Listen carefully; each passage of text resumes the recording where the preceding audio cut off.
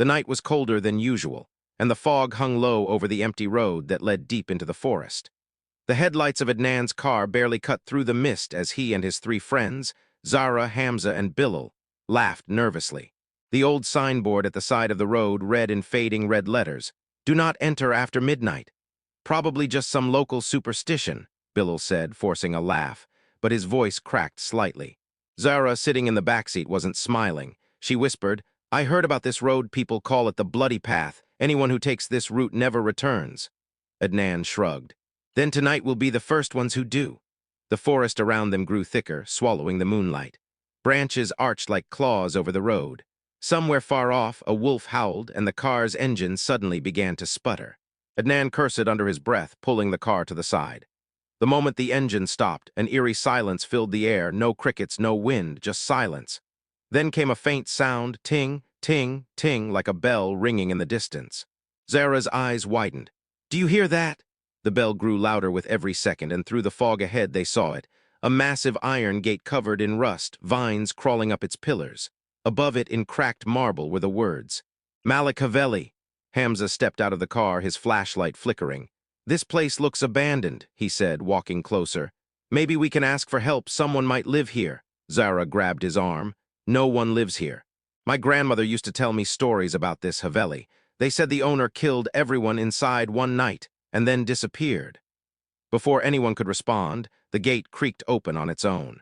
The sound echoed through the forest, long and deep. Bilal stepped back. "Adnan, let's go. I'm not feeling right about this." But Adnan, curious and defiant, smirked. "Scared already?" He pointed his flashlight inside. The narrow path beyond the gate was lined with dead trees and statues, some broken, some looking disturbingly human. Then something strange happened. As the beam of his flashlight moved across the statues, one of them seemed to turn its head slightly toward him. He froze. "Did you see that?" The others didn't.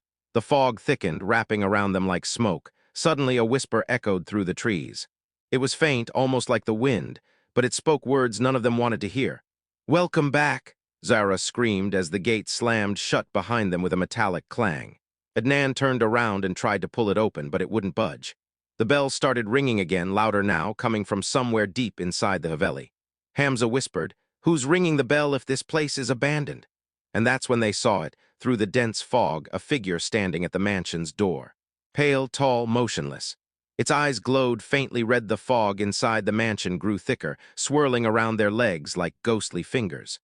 The front door of Malik Haveli stood wide open, as if inviting them in or warning them away. The four friends stood frozen, staring at the imposing structure. Its windows were shattered, the walls covered in dark stains that looked suspiciously like blood.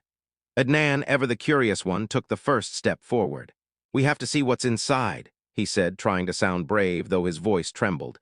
Hamza, ever cautious, grabbed his shoulder. "Are you insane? Let's just leave. We should never have come here." Zara's eyes darted around the mansion's entrance. I can hear something. Do you hear it? Whispers like someone calling our names." The friends strained to listen. Faintly, a bell tolled somewhere deep within the mansion. It was slow, deliberate, and echoed as though coming from the depths of hell itself. Each toll reverberated through their bones, sending chills down their spines. As they crossed the threshold, the air grew icy. Their breath formed clouds in front of their faces. The smell of decay and rust filled their noses. The floorboards groaned under every step. On the walls, old paintings stared at them. But the more they looked, the stranger it became.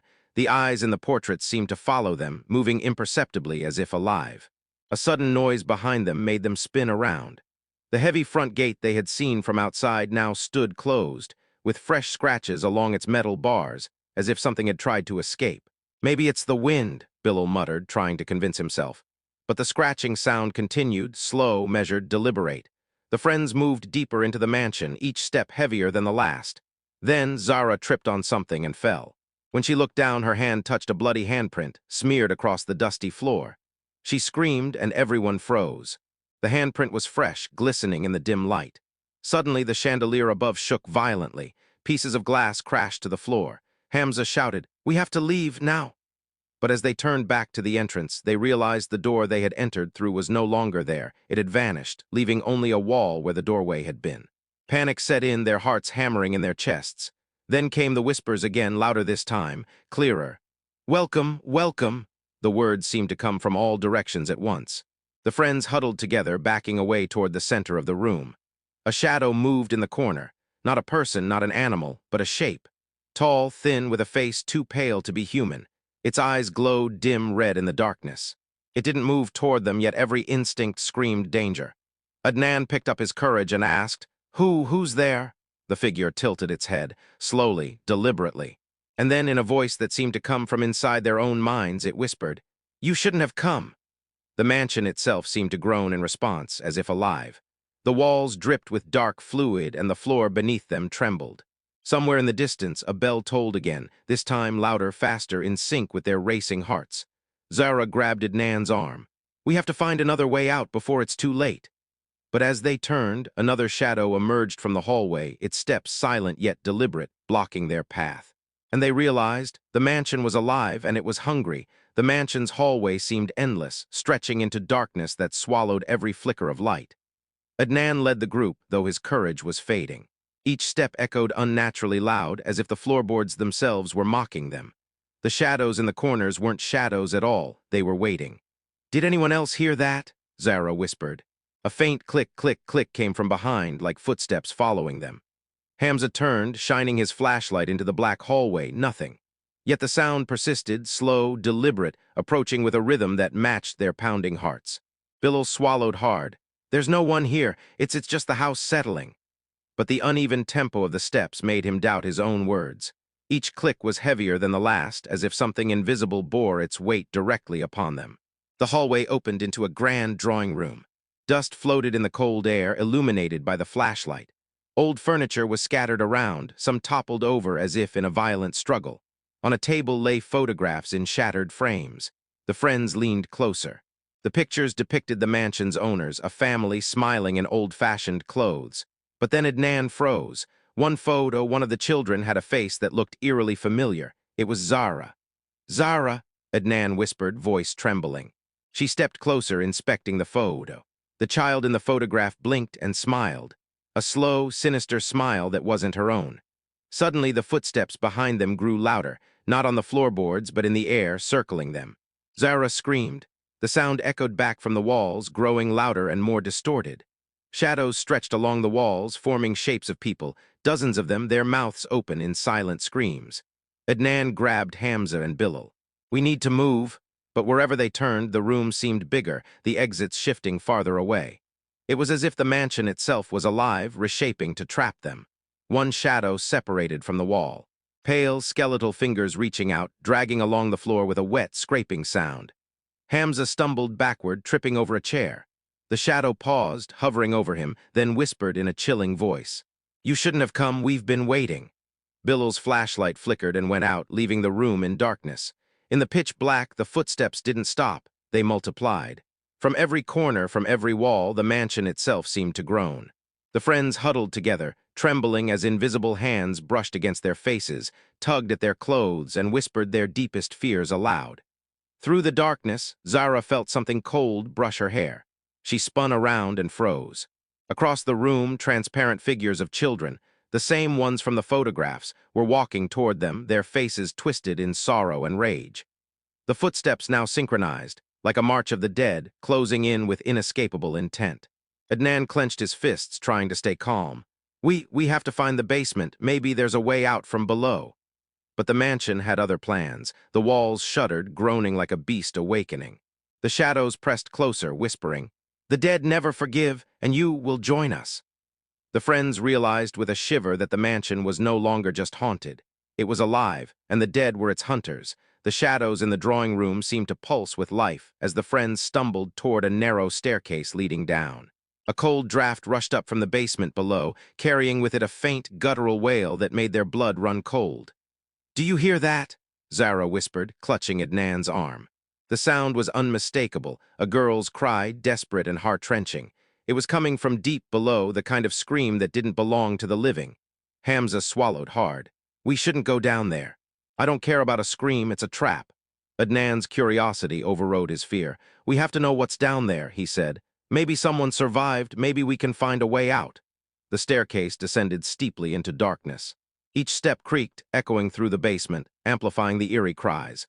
The air grew heavier, moist, and fetid. Their flashlights revealed walls covered in dark stains, shapes etched in the grime resembling faces twisted in agony. The floor was littered with chains and rusted tools, remnants of tortures long forgotten. As they reached the bottom, a small, dimly lit room came into view. In the center, a single wooden chair sat upright, old and splintered. On the chair lay a diary, its pages yellowed and torn. Adnan picked it up, flipping through hurriedly. The words were smeared in what looked like blood. "They buried me alive. They took everything. I wait for the living to set me free." Suddenly, a puddle of dark liquid spread from the chair across the floor. The friends stepped back in horror. Zara gasped. "It's fresh, that's blood." From the far corner of the basement, the crying grew louder, more urgent. A shadow shifted near a stack of crates. It was human-like but distorted, its limbs bent unnaturally. Its hair hung in wet strands across its pale, hollow face. The girl's eyes glowed faint red as she crawled toward them, dragging one broken arm behind her. Bilal stumbled backward, tripping over chains that rattled ominously. The shadow girl's mouth opened, letting out a scream that shook the walls. Their flashlights flickered and revealed more shapes. Dozens of figures crouched in the dark, watching them silently, waiting for a command they couldn't understand. "Run," Hamza yelled. They turned toward the stairs, but the way back had changed. The walls seemed to stretch, elongating the staircase as if the mansion itself were alive, mocking their desperate attempts to escape. Zara screamed as the ghostly girl reached toward her, her cold hand brushing Zara's shoulder. The temperature dropped instantly. The friends' breaths formed clouds in the basement air. Every second felt like an eternity as the figures of the dead closed in, their eyes hollow, their faces twisted in eternal torment. Adnan realized with a sinking heart that the cries weren't for help, they were a lure. The mansion wanted them to enter, to become part of its collection of trapped souls. The diary had warned them too late. Once you cross the threshold, there is no escape. The crying intensified into a chorus, echoing off the walls like 1,000 voices calling from beyond the grave. The friends huddled together, knowing that their nightmare had only just begun. And somewhere from the darkest corner, a whisper cut through the wailing. "You belong to us now." After barely escaping the basement's horrifying grasp, Adnan and his friends stumbled into a narrow corridor lined with faded wallpaper and cobweb-covered chandeliers. The air was thick with the smell of mold and decay, and each step echoed unnaturally, as if the mansion itself were alive and mocking them. At the end of the hallway, a large, ornate mirror leaned against the wall. Its frame was carved with grotesque faces, twisted in eternal screams, and it shimmered faintly despite the thick layer of dust. Something about the mirror made Zara freeze. Her reflection seemed wrong. It smiled at her, a slow, cruel curl of lips that her own face did not possess. "Do you see that?" she whispered, voice shaking. Adnan moved closer, shining his flashlight onto the glass. At first, it was normal, reflecting the four of them, but then the reflection of Bilal stepped forward while the real Bilal didn't. Hamza stumbled back. This isn't right. We need to leave." Before they could move, a whisper echoed from the mirror itself. "Next is you." The friends screamed as the glass rippled like liquid. Their reflections began moving independently, contorting into monstrous versions of themselves. Adnan's reflection lunged toward him, pressing its hands against the other side of the glass as if it were trying to escape. The air grew frigid. Their breaths formed clouds, and frost crept along the edges of the mirror. Zara's reflection reached out with claws, grinning, and then the real Zara felt cold fingers brush her face. She staggered back, screaming, her heart pounding. The hallway seemed to stretch endlessly, trapping them in a loop, each step taking them back to the cursed mirror no matter which way they turned. Suddenly, the mirror shattered with a deafening crash. Shards flew across the corridor, embedding themselves in the floor, the walls, and even the friends' clothing. But what was horrifying wasn't the shattered glass. It was what appeared in the fragments. In every piece, a tiny version of their faces grinned at them with malevolent intent, whispering, "You cannot escape." A gust of icy wind swept through the hallway, scattering dust and debris. From the shards, faint ghostly hands emerged, reaching for them. Bilal screamed, trying to brush them away, but his hands passed through them as if they were smoke. Adnan shouted, "We have to keep moving. Ignore it, just ignore it." But every reflection, every fragment, seemed alive. The mansion was feeding on their fear, twisting reality around them. Zara stumbled over a floorboard and nearly fell into a dark opening at the end of the hallway, a crawl space filled with shadows that moved like living creatures. The shattered shards of the mirror reflected her screaming face, multiplied dozens of times, each screaming louder than the last. From the darkness, a voice whispered from nowhere and everywhere. "Your souls are mine, your reflections will live forever." The four friends huddled together, trembling. They knew the cursed mirror was more than just glass. It was a gateway, a trap for the living to be consumed, their souls imprisoned and twisted into the mansion itself. The hallway shuddered violently. Dust fell from the ceiling, and somewhere in the distance, a faint laughter echoed, hollow, cruel, and unmistakably human. Adnan swallowed hard, gripping Zara's hand. "We have to move, we have to survive somehow." And as they stepped forward, leaving the broken shards behind, the mansion seemed to sigh as if it had just tasted their fear. The mansion seemed to pulse with a life of its own. Every step Adnan and his friends took echoed louder, and the walls began to hum, a low, menacing vibration that made their teeth chatter. Their flashlights flickered as if the building itself were trying to swallow the light, and a shadow moved along the ceiling, stretching impossibly long, watching their every move. Zara, trembling, suddenly froze in place. Her eyes widened in horror, turning pure white as if all the life had drained from them. Her friends rushed to her side, grabbing her arms. "Zara, what's happening?" "Speak to us," Adnan shouted, panic rising in his throat. Then her lips moved, but not with her voice. A hollow, guttural tone emerged, echoing in the corridor. "You broke the seal, now die here." Hamza stumbled back, tripping over a fallen chair. Bilal tried to pull Zara away, but she lifted her hand, unnaturally stiff, and pointed directly at them. From her eyes, a dark, smoky essence began to pour out, spreading into the air, thick and choking. Adnan tried to stay calm. "It's the mansion, it's possessing her. We need to get her out of here." But before he could act, Zara's body lifted slightly off the ground, hovering in a way that defied gravity. Her hair whipped around her head like a living thing, and her voice, though not her own, shouted, "Leave or join me." The walls themselves seemed to lean inward, trapping them in a narrow corridor. The air grew frigid, and every breath came out in clouds. Something unseen pressed against their backs, pushing them forward while the possessed Zara floated toward them, her body twisting and bending unnaturally. Bilal's flashlight landed on the wall behind her. Shapes moved beneath the peeling wallpaper, faces of the dead, pressed against the walls, their mouths screaming silently. One of them reached a skeletal hand through the plaster, grasping at the air around Zara. The dark essence from her eyes pulsed like a heartbeat, filling the corridor with a palpable dread. Adnan shouted, grabbing a wooden plank from the floor. "Zara, fight it, it's not you." But the voice inside her laughed, a cruel, echoing sound that didn't belong to any human. "You cannot stop me, your souls are mine." Suddenly, a powerful gust slammed through the hallway, throwing all four friends to the ground. The possessed Zara landed upright, her feet touching the floor, but her posture was wrong, unnatural. She smiled with the same malevolent grin they had seen in the cursed mirror, and her voice, now a chorus of whispers, filled their heads. "One by one, all of you will join me." Adnan's heart pounded. He realized the mansion wasn't just haunted, it was feeding on fear and life itself. The possession wasn't temporary, it was permanent. The mansion's spirits had chosen Zara as a conduit to capture them all. Hamza screamed as Zara lunged forward. Adnan slammed the wooden plank between them, but her body passed through it as if it were smoke. The friends were trapped, cornered by the possessed, by shadows, and by a building that had become a living nightmare. In that moment they understood. Escaping the mansion was no longer just about running. It was about surviving the possession, surviving the hunger of the dead, and hoping that their souls weren't already claimed. The mansion seemed to pulse with sinister delight, whispering to them, "Your fear is my power, and soon your life will be mine." The mansion seemed endless, a labyrinth of shadows and decaying hallways. Adnan led the group cautiously, their footsteps muffled by the thick layer of dust and the oppressive silence that surrounded them. Every corner they turned revealed more darkness, more echoes of the dead whispering just out of sight.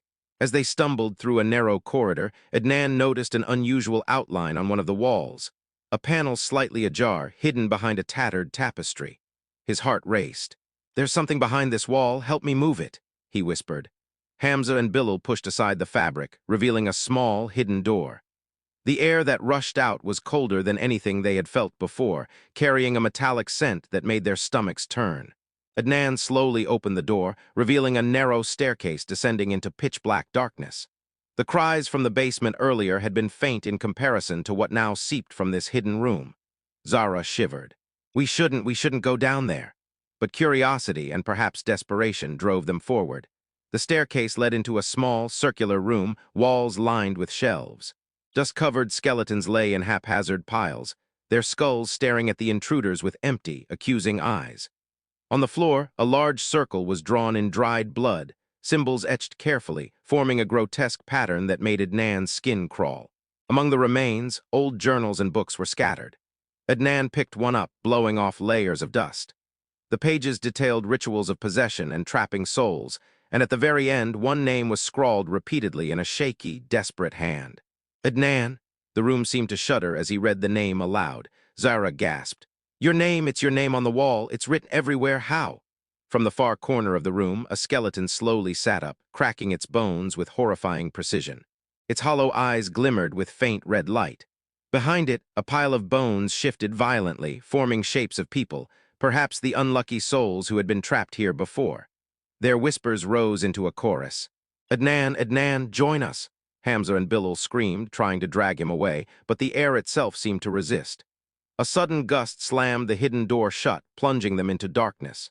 The walls started to bleed, dark fluid seeping from cracks and forming grotesque faces that moaned and whispered. The skeleton in the corner rose fully now, revealing tattered clothes that suggested it had once been a human like them. It pointed a bony finger at Adnan. You were expected. You cannot leave. None of you can. Zara grabbed Adnan, shaking him. We have to fight it. There must be a way out. But the whispers were growing louder, suffocating, filling their minds with visions of death, of being trapped forever in this mansion. From the ceiling above, a shadowy figure descended slowly, its movements unnatural. The air grew thick with dread as the room seemed to close in on them. Adnan realized the horrifying truth. This hidden room wasn't just a secret. It was a trap designed to reveal their deepest fears, to break them mentally and spiritually. The books and skeletons weren't just remnants. They were warnings. The mansion had prepared for them. Their names, their faces, their very souls had been recorded here long before they arrived. Adnan clenched his fists, trying to keep his panic at bay. The mansion was alive, watching, and hungry, and in that hidden room they understood fully. They had walked straight into the belly of the beast. The dead were waiting. And this time, there was no way to turn back. The mansion groaned like a living beast as the clock above the grand staircase struck midnight. The sound of the bell reverberated through every hallway, shaking the floorboards beneath their feet. Adnan and his friends were trapped, their nerves frayed, every shadow now seeming to move with intent. Midnight, Zara whispered, her voice trembling. This is it, my grandmother, she said. Midnight is when the curse awakens. The air grew colder, thick and suffocating. The walls seemed to breathe, expanding and contracting slowly as if the mansion itself had a heartbeat. Shadows lengthened unnaturally, crawling along the floor, the ceiling, and the walls. Each of their footsteps echoed with a hollow tone that did not match their movements. From the darkest corner of the hallway, a figure emerged. Pale, skeletal, and horrifyingly human, it walked without making a sound. Its hollow eyes glowed faint red, and its grin stretched impossibly wide. Behind it, more shapes emerged, dozens of them moving in silence, each more grotesque than the last. The mansion's whispers grew louder, becoming voices that seemed to speak directly into their minds. You cannot escape.